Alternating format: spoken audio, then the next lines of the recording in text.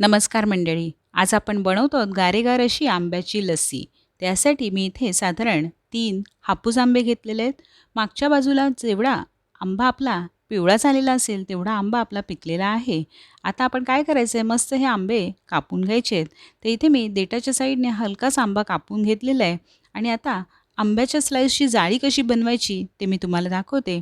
त्या आंब्याची आपण एका बाजूने स्लाईस कापून घ्यायचे आणि त्यावरती उभ्या आणि आडव्या अशा रेषा जशा आपण मारतो तसं सुरी फिरवून घ्यायची म्हणजे त्यामध्ये जाळीसारखा आकार तयार होईल. आता सर्व बाजूने आपण जशा रेषा मारून घेतलेल्या आहेत, म्हणजे इथे चौकोनी पद्धतीमध्ये मी रेषा मारून घेतलेल्या आहेत, तशा मारून घ्यायच्या आहेत आणि त्यानंतर रिव्हर्स साईडने म्हणजे उलट बाजूने थोडं हलकीशी आपण स्लाईस वर करायची आहे.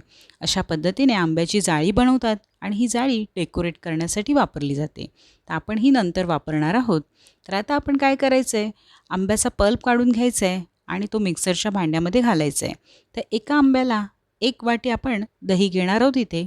तर इथे मी साधारण 2 आंबे घेतलेत आणि 2 कप दही घेतले. त्यामध्ये आपण किंचितसर वेलची पूड घालून घेतलेली आहे आणि आपले आंबे मस्त गोड आहेत, त्यामुळे साखरेचं प्रमाण मी इथे कमी घेतलेलं आहे. तर 2 चमचे साखर घातलेली आहे. 2 यामध्ये बर्फ घालून घेतलेले आहेत. मस्त ब्लेंडरमध्ये फिरवून घेतलेलं आहे. तुम्ही पाहू शकता दाटसर अशी आपली मँगो लस्सी तयार झालेली आहे. तर आता ग्लासामध्ये आपली लस्सी घालून घ्यायची आहे.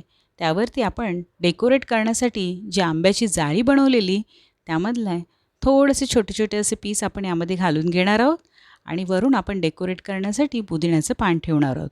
तर आता ही गारेगार लस्सी नक्की सर्वांनी ट्राय करा आणि तुमचे अभिप्राय कॉमेंट्सच्या माध्यमातून कळवा. चॅनलला सबस्क्राईब करायला विसरू नका. धन्यवाद.